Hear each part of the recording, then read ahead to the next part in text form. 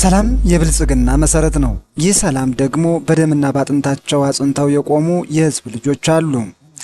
ላለፉት 30 ዓመታት በምስራቅ ጎጃም አውራ ጎዳናዎችና ተራራዎች ላይ የሰላም ዘብ ሆነው የቆሙ የሚሊሻ አባላት ዛሬም ታሪካቸውንና ጀግንነታቸውን በደማቅ ሁኔታ እያከበሩ ይገኛሉ።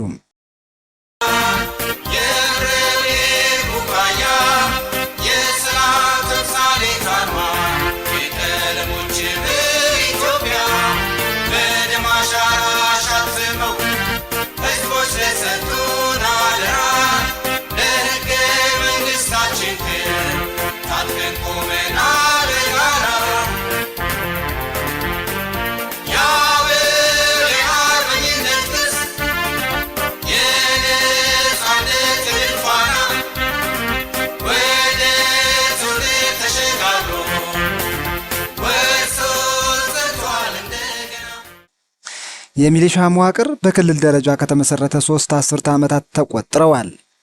በዚህ ጉዞ ውስጥም ሚሊሻው ተራ የጸጥታ ጠባቂ ሳይሆን የህዝብ ክንፍና የሀገር መከላከያ ምሰሶ ሆኖ ቆይቷል። ጥይትና አረር በማይፈራው ልባቸው አካፋና ዶማውን ጨብጠው ለህዝባቸው ይተጋሉ። በሀገራችን ታሪክ ውስጥ በስልጣን የነበሩ የተለያዩ መሪዎች የሀገራችንን ሉዓላዊነትና የህዝባችንን ክብር እና ነጻነት ለማስጠበቅ በተደረጉ ትግልና ሂደቶች ውስጥ የሀገራችን ሚሊሾች ከክልሎች የሀገሪቱ የጸጥታ ኃይሎች ጋር በመሆን ለሀገራቸው አንድነትና ለህዝባቸው ነጻነት ሲሉ የከፈሉት ዋጋ ከፍተኛ መሆኑ ታሪክ ያስረዳናል። በኢህአዴግ ዘመነ መንግስት የሚሊሻ አደረጃጀት ከፍ ባለ በኩል በተቋማት ደረጃ እንዲቋቋም ተደርጓል። ይህንን ተከትሎ በወረዳችን የሚሊሻ እንዲቋቋም ሆኗል።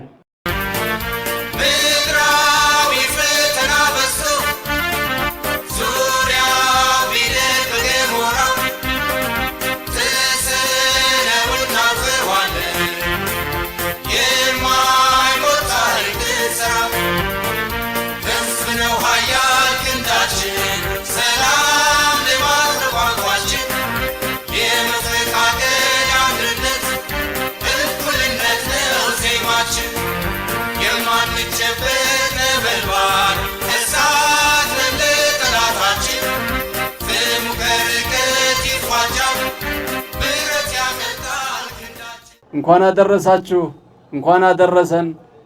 ሚሊሻ ሀገር በተወረረች ሀገር ዳር ድንበር በተደፈረ የሀገር ሉዓላዊነት በተነካ ጊዜ ነጋዴውም አርሶ አደሩም የተማረ ወጣቱም ይሁን እድሜው ለዛ የጋበዘው ሰው ወጥቶ ሀገርን ከወረራ ከዳር ድንበር እንዳይደፈር ሉዓላዊነት የሚያስከብር ጀግና እና ሰርቶ አደር እንጂ በስርቆት የሚታደር አርሶ አደር ያንገላቱ ሰብአዊና ቁሳዊ ኪሳራ ቢያደርሱ አይደለም።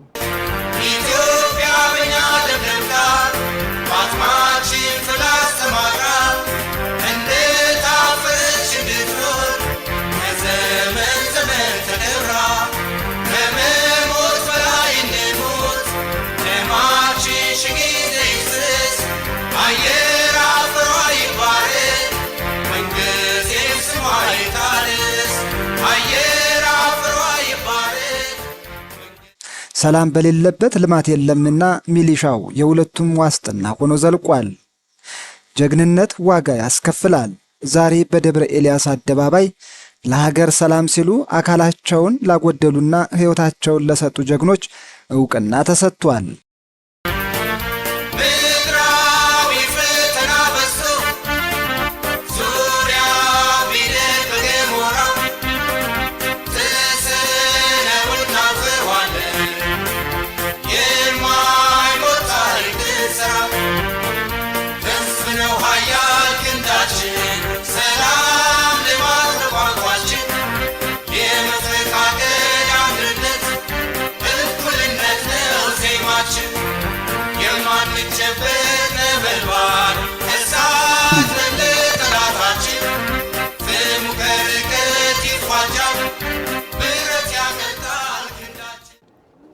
በክልላችን የሚገኙ ሚሊሻ ትርጉም ሚሊሻ ማለት ከልማት ተግባሩ ሳይነጠል የአካባቢ ሰላምና ጸጥታ በማስከበር ለልማቱ ምቹ ሁኔታን የሚፈጥር ኃይል ማለት ነው።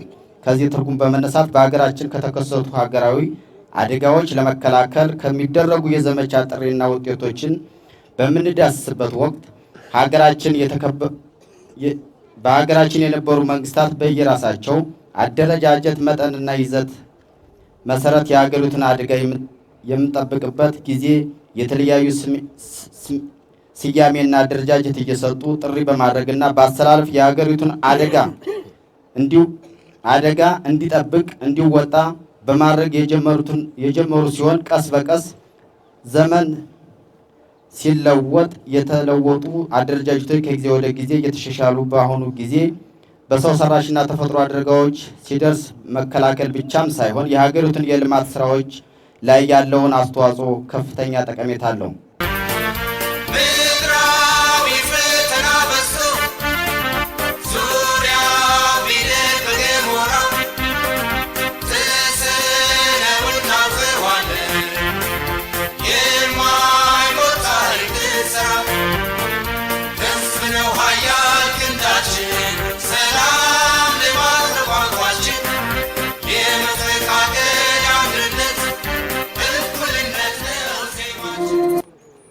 ሚሊሻ ተብሎ ሲጠራ ሰው የሚታዘው ወይ ደግሞ የሚጠብቀው ምንድነው?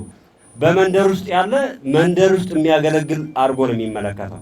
ነገር ግን ከሀገር መከላከያ እኩል እንደውም ብዙ ጊዜ ቀድሞ ግንባር በመገኘት ኢትዮጵያዊነቱን ያስመሰከረ ሚሊሻ ተቋም አንዱ ነው ማለት ነው። ከጸጥታ ኃይሎች ትልቁን ድርሻ የሚይዝ ነው። መከላከያ የትም ቦታ ላይ እዚህ ጋር ጦርነት አለ ብሎ ቀድሞ ተዘጋጅቶ የሚጠብቅበት ባሌለበት ሰዓት ቀድሞ የምታገኘው የሚሊሻውን ኃይል ነው።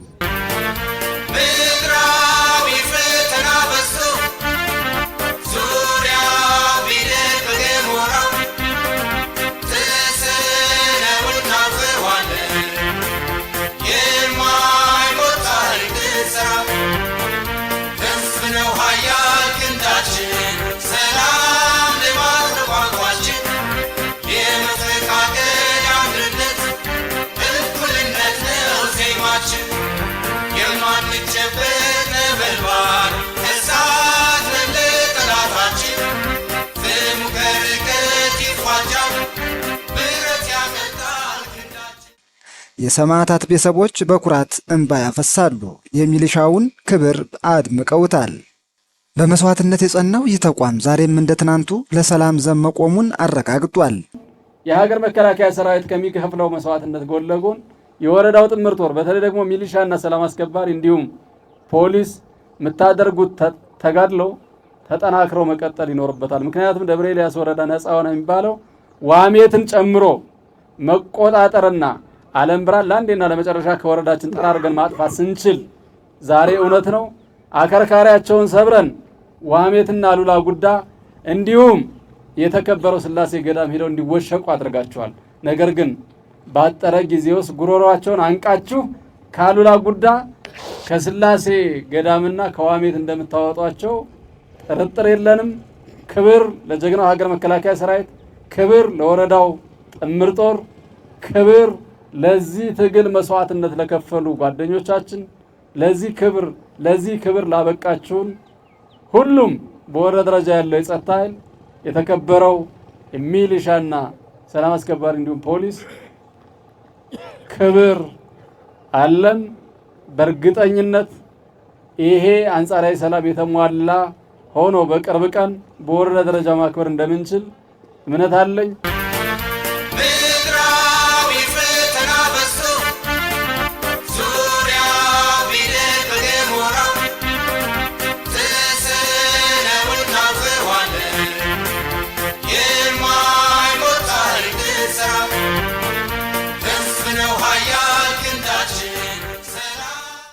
ክቡራትና ክቡራን ጥሪ የተደረገላችሁ እንግዶች እንዲሁም የዚህ ታዳሚ እንግዶች ተቋማችን ከተቋቋመበት ከ1988 ዓ.ም ጀምሮ ላለፉት 30 ዓመታት የተጣለበትን ኃላፊነት እንዲወጣ ሲሆን በወረዳችን ሕግና ስርዓት ማስከበር